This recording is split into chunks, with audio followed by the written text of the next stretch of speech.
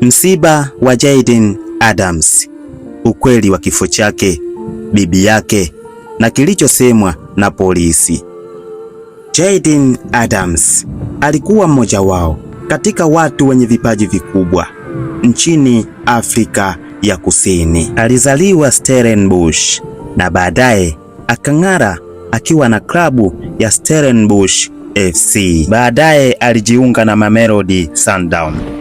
Pia alichezea timu ya taifa Bafana kombe la dunia 2026. Lakini habari za kusikitisha zilitangazwa baada ya kuthibitishwa kuwa Jayden Adams amefariki akiwa na umri wa miaka 25. Mpaka sasa mamlaka hazijatangaza chanzo rasmi cha kifo chake. Polisi wa Cape Town wameeleza kuwa wamefungua uchunguzi ili kubaini kilichotokea, na wamewataka wananchi wasikimbilie kutoa hitimisho kabla ya uchunguzi kukamilika. Wakati huo huo, kumbukumbu za majonzi aliyopitia katika mchezo wa kombe la dunia zimeibuka tena. Bibi yake Mariana Adams alifariki siku moja kabla ya mechi muhimu. Mechi ilikuwa ni Bafana dhidi ya Czechia. Licha ya maumivu hayo, Jayden aliamua kuchezea nchi yake.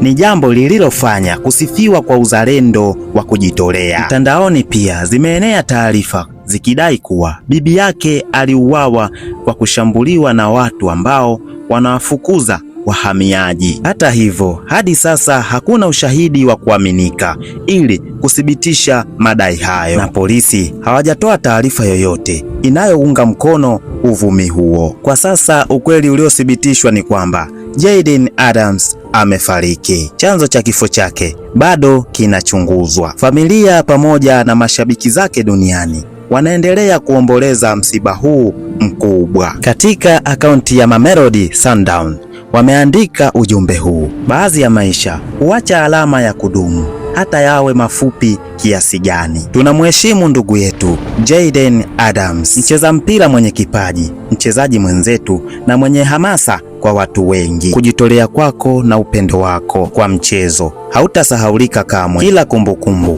kila mechi, kila tabasamu zitaendelea kuishi katika mioyo yetu. Ingawa haupo tena nasi, ulisi wako, kipaji chako na CV yako uliyoijenga itahamasisha vizazi na vizazi vijavyo. Umeondoka mapema mno, lakini shauku yako, kipaji chako na roho yako zitaishi katika kila mechi tunayocheza. Pumzika kwa amani. Jayden Adams, daima utabaki kuwa mmoja wetu.